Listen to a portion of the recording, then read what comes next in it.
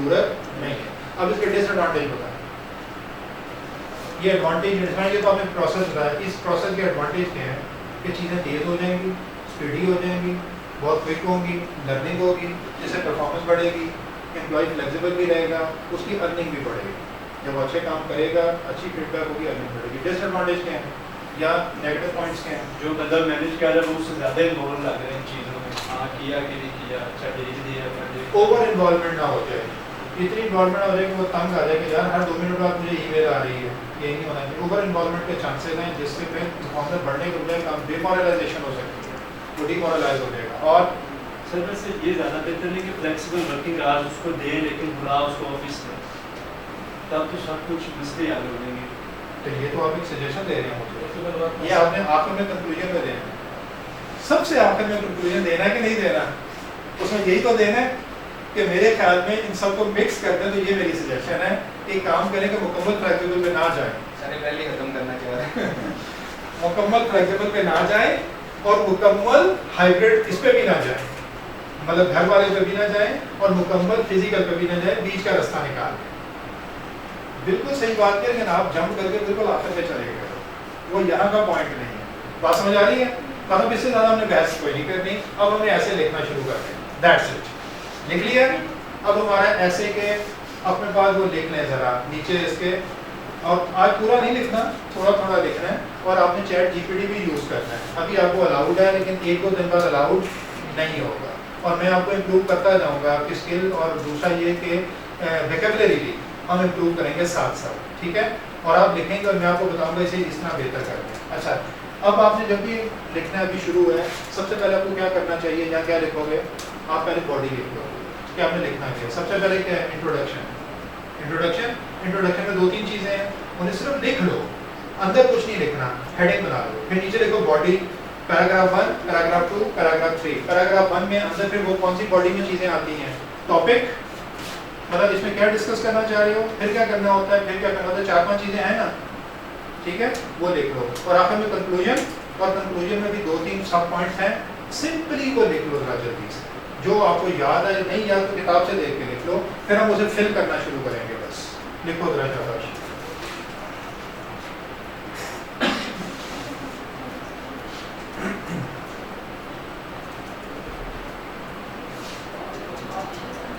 कोई मुझे लिखवाएगा, अगर किसी को याद है तो, मुझे तो याद नहीं है फ्रेंड।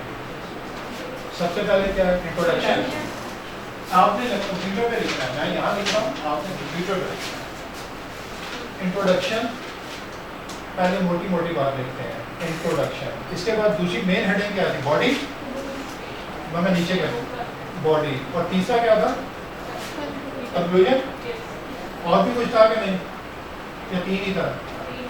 अच्छा, अब इंट्रोडक्शन में क्या क्या था? दूसरा क्या था? इसके आगे क्या था? देख लें इसमें ठीक है नहीं? सपोर्टिंग सेंटेंस या स्टेटमेंट। और क्या था? क्लेम। और क्या था? आपने इसके बाद गैप रखना है, आपने मेरी तरह नहीं लिखना, इसके बीच में 5-5, 6-6 लाइनों का गैप डाल देना, ठीक है? और क्या था? बेटा हेड, अच्छा इसमें भी 2 ऑप्शन उसमें किताब में भी दिया होता है, इसमें 2-3 तरीके हैं। अब आपने कंफ्यूज नहीं हो जाना कि मैं 10 चीज़ें बता रहा हूँ। एक होती है ब्लॉक स्टेटमेंट, ठीक है, एक होती है पॉइंट टू पॉइंट स्टेटमेंट। ये पैराग्राफ की बात कर रहा हूँ, हर पैराग्राफ की। ब्लॉक स्टेटमेंट होती है कि सारी कहानी एक पैराग्राफ में मिक्स करके लिखते हैं, ठीक है, एक पूरी कहानी बना ली और चीज़ों को रिलेट करने की कोशिश। पॉइंट टू पॉइंट होते हैं, पॉइंट बनाया, उसे डिस्कस किया, फिर दूसरा पॉइंट बनाया, फिर तीसरा बनाया। इसकी हम प्रैक्टिस ज़्यादा इसलिए नहीं करेंगे कि अगर हमें इसकी प्रैक्टिस करनी तो टाइम चाहिए, मुश्किल कोई नहीं है। हम एक जनरलाइज करेंगे, कहीं हम ब्लॉक करेंगे, कहीं पैराग्राफ। जब आप लिखोगे मैं आपको बता दूंगा कि आप जो सेंटेंस ये यूज़ कर रहे हो पैराग्राफ फॉर्मेट, ये पैराग्राफ, ये ब्लॉक है या पॉइंट टू पॉइंट है, ठीक है। उसकी मैं आपको एग्जाम्पल दे दूँगा। ब्लॉक का मतलब है बस कहानी लिखते चले जाओ, सारे पॉइंट मिक्सअप करके एक ओवरऑल कंक्लूजन बनाओ। पॉइंट टू पॉइंट है, इसमें पॉइंट बनाओगे, इसमें एक ये पॉइंट है कि ये पॉइंट है कि ये पॉइंट है, उन पॉइंट्स पे डिस्कस करो। आपको कौन सा बेहतर लगता है? हैंडल करना कौन सा आसान है? नहीं, पॉइंट बनाने का मतलब पॉइंट तो आपने बना लिए हैं ऊपर। आपने डिस्कस करते हुए देखें, अगर आपने ब्लॉक स्टेटमेंट करनी है तो आपने 6 मुख्तलिफ पॉइंट को इकट्ठा ही करना है ना, एक फ्लो में डिस्कस करना है, फिर आपके पास स्किल ज़्यादा चाहिए, उन्हें आपस में रिलेट कैसे करोगे, वो खिचड़ी ना बन जाए, समझ ही ना इधर से जंप करके उधर चले गए, उधर से इधर आ गए। पॉइंट टू पॉइंट में कम से कम ये ज़रूर होता है कि आप चीज़ों को कंट्रोल कर लें। अब ये आपकी मर्जी है कि आपको क्या सूट करता है। मैं तो दोनों पे काम करता हूँ, जब हम रिपोर्ट्स लिखते हैं ना हम दोनों पे काम कर सकते हैं, क्योंकि हमारे जिसमें चल रहा होता है कि इनका रिलेशन क्या है, हम ज़्यादा एक्सपर्ट हैं इस चीज़ में, आप नहीं।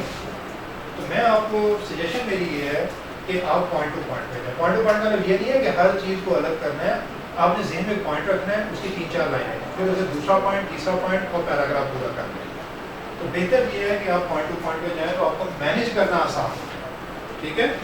तो अगर वो एक ब्लॉक स्टेटमेंट होती है और एक पॉइंट टू पॉइंट होती है, उसमें इस टेक्निकलिटी में अब ना जाए। मैंने जानबूझ के आपको नहीं बताई थी, जब हम कर रहे होंगे तो वो खुद बहुत चीज़ सामने आएगी। आपने बस जैसे आपको समझ आती है आपने लिखना है, मैं आपको ठीक कर रहा था। वो कहीं नहीं कहेगा कि ब्लॉक स्टेटमेंट में लिखें या पॉइंट टू पॉइंट लिखें, वो कहेगा मुझे ऐसे बना दें, एफिनिटी में बना दें, दैट्स इट। इससे ज़्यादा उसकी रिक्वायरमेंट नहीं होती है। तो आपने बस अपनी सहूलत के मुताबिक लिखना है, इससे ज़्यादा डिटेल में नहीं जाना। अच्छा, क्लेम के बाद कुछ और तो नहीं होता इसमें। इधर आ जाए बॉडी में। बॉडी में सबसे पहले क्या होता है, क्या सपोर्टिंग और कंट्रा और जो कंट्रा नहीं काउंटर है, काउंटर और रिबटल, बस ठीक है, क्लियर हो गया। अच्छा, ये तीनों का मतलब क्या है, बॉडी का मतलब क्या है। मैं पहले सारी सपोर्टिंग लिख दूं, सारा काउंटर लिख दूं और सारा रिबटल, या एक पैराग्राफ की बात कर रहा हूँ, एक पैराग्राफ की बात कर रहा हूँ। और पैराग्राफ एक किस पे डिपेंड करेगा, वो जो ऊपर आपने पॉइंट नहीं बनाए थे, सब पॉइंट, हर पॉइंट का एक पैराग्राफ बनाते जाएंगे। एक पैराग्राफ में सबसे पहले सपोर्टिंग आएगी, फिर क्या आएगा, काउंटर आएगा और फिर रिबटल आएगा, फिर दूसरा paragraph supporting, counter, rebuttal etcetera. ठीक हो गया। ये बिल्कुल आपको पैराग्राफ बनाने हैं, लेकिन अगेन मैं वो बात कर रहा हूँ, अब ये सारी चीज़ें, ये पीएमपी है, प्रोजेक्ट मैनेजमेंट है, कि अब आपने कितने वर्ड्स पे जाना है, 150, 160, और आपने कितने पॉइंट्स बना लिए, 50, तो गलत किया है ना। आपने फिर पॉइंट अपने शॉर्ट करने हैं, हमने तो इसलिए ज़्यादा बनाया कि हम अंडरस्टैंडिंग ले रहे थे। आपने पॉइंट इकट्ठे करके मर्ज करके इतने ही बनाने हैं जितना आप जाना चाह रहे हैं, लेकिन ये भी पॉसिबल है कि 2 या 3 पॉइंट को मिला के एक पैराग्राफ बना दिया जाए, अगर वो रिलेटेड है। तो अगर वो रिलेटेड है तो मर्जी करने का, ठीक है ना। तो बेटा ये तो सारी है टेक्निक कि आपने मर्जिंग करनी है और इस हिसाब से सोचना है कि मैं पॉइंट्स को किस तरह मर्ज करूँ। पेपर में उसने वो लिमिट नहीं दी होती है, एक ब्लॉक में होती है, उसके अंदर लिखना है।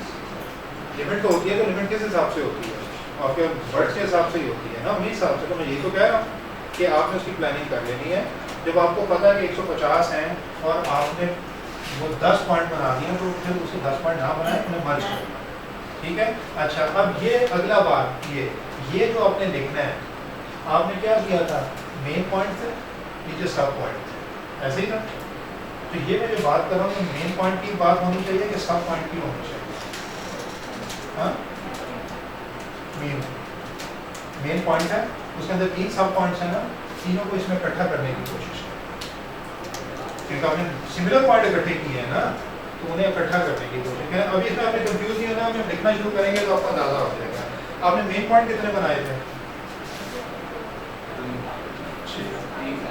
3, तो आपने 3 पैराग्राफ लिखे हैं, लेकिन 3 कम है, 4 के करीब होने, 4 या 5 होने चाहिए। 5 पैराग्राफ, 4 पैराग्राफ डिस्कस भी तो करना है, वर्ड ज़्यादा नहीं। बेटा डिस्कस एक हद से ज़्यादा नहीं करना। अगेन मैं बार बार आपको कह रहा हूँ, जब उसने आपको लिमिट दे दी है 150 की, तो फिर आपने 150 में खेलना है।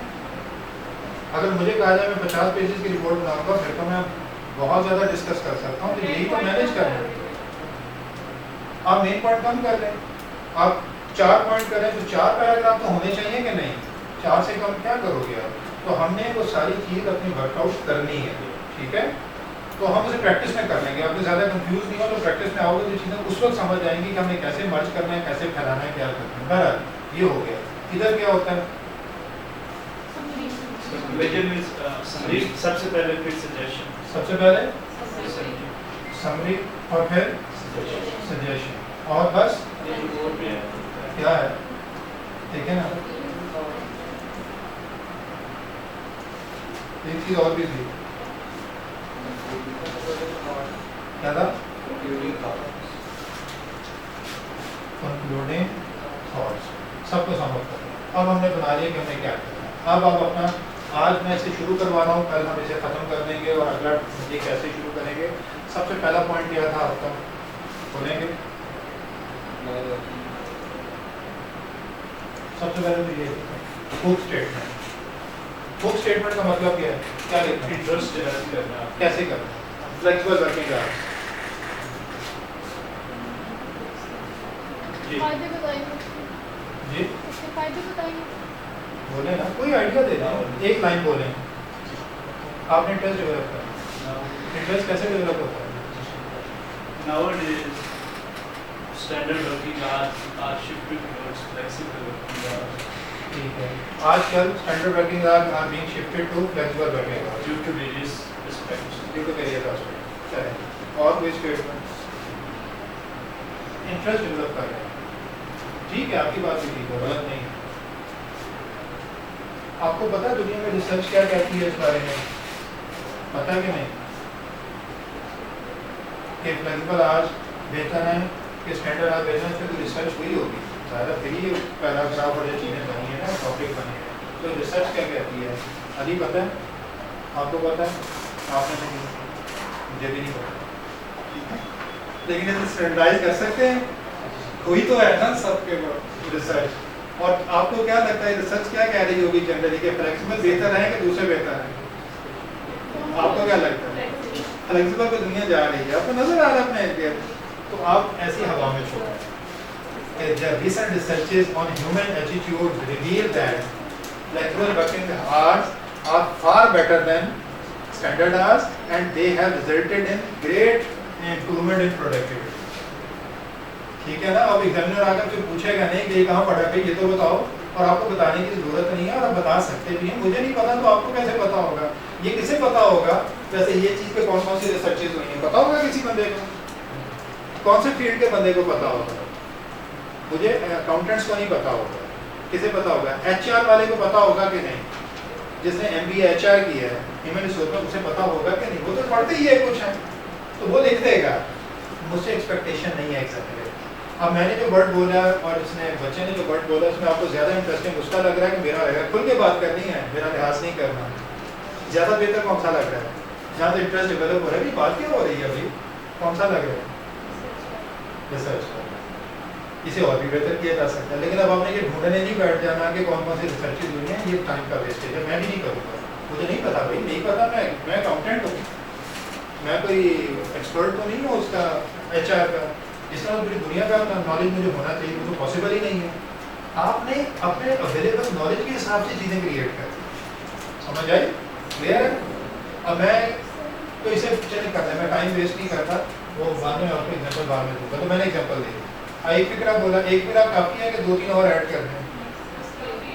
काफ़ी नहीं है, एक आधा थोड़ा टच कहीं बहुत रिजिड हो जाता है, बस एक फिक्रा बोला और आगे चलता है। सर आगे फिर हमें वो शॉर्ट कर देंगे। बेटा एक लाइन और ना, एक लाइन और कि रिसर्चेज ये कहती हैं, इसने प्रोडक्टिव इंप्रूव किया, इसने मतलब कि एटीट्यूड को बेहतर किया, इसने ये किया, इसने वो किया, दैट्स इट। ठीक हो गया? अब इसके बाद आगे सपोर्ट स्टेटमेंट या सपोर्ट सेंटेंस क्या होगा? सर वो बातें हम कंक्लूजन में भी नहीं लिख सकते। बेटा कंक्लूजन में यही सब कुछ लिखनी है, यहाँ थोड़ी डिटेल में लेकर और वहाँ हम सबको इकट्ठा करके एक जगह लिख के एक कंक्लूजन ड्रॉ कर रहे हैं। यहाँ उन्हें अलग अलग लिख रहे हैं, और रिपोर्टिंग में यही होता है, पहले अलग अलग डिस्कस की जाती हैं चीज़ें, फिर उन्हें कंक्लूजन में इकट्ठा कर दिया जाता है छोटी जगह पर। अदरवाइज कंक्लूजन की जरूरत ही नहीं है, सब कुछ लिख दिया आपने। ठीक है, अच्छा जी, सपोर्टिंग सेंटेंस में या स्टेटमेंट में क्या लिखेंगे? जी सपोर्ट कर रहे हैं ना आप, तो फ्लेक्सिबल वर्किंग आवर्स प्रोडक्टिविटी को बेहतर किया, क्या लिखेंगे?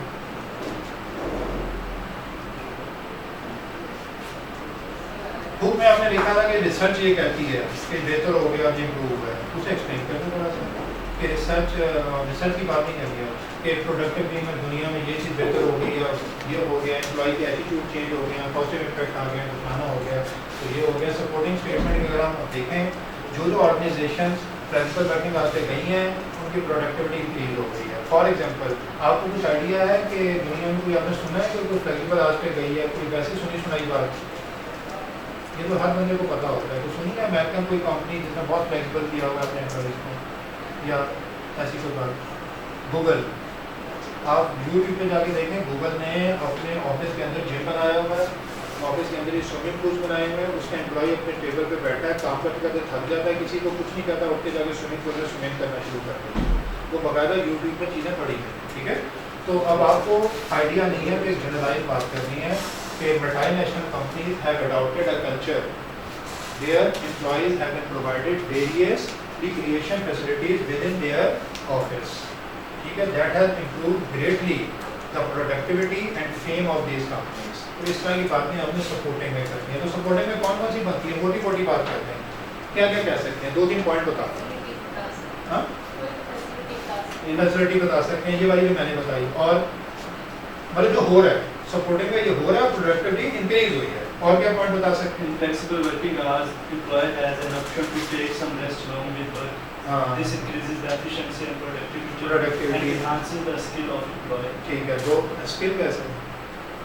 क्योंकि बर्डन उसको स्ट्रेस कर रहा है, तो ये उसको enhance कर रहा है। स्किल क्या होता है? उसके अंदर काम करने की स्टाइल सलाहियत कैसे इम्प्रूव हो रही है? वो तो फ्लेक्सिबल हो रहा है। सलाहियत किससे आती है? चलिए enhancing the ना ना ना capabilities of ना, working. रुकना है अभी यहाँ। स्किल कैसे आता है? देखिए बेटा, मैं अब आपको इन चीज़ों पे ले जाऊंगा ताकि गलत बात ना कर जाए। स्किल कैसे आता है आपको? स्किल का मतलब क्या? हुनर। हुनर कैसे आता है? रिसर्च भी बड़ी सिंपल चीज़ है, नहीं रिसर्च बात की बात है, दो बेसिक चीज़ है, नॉलेज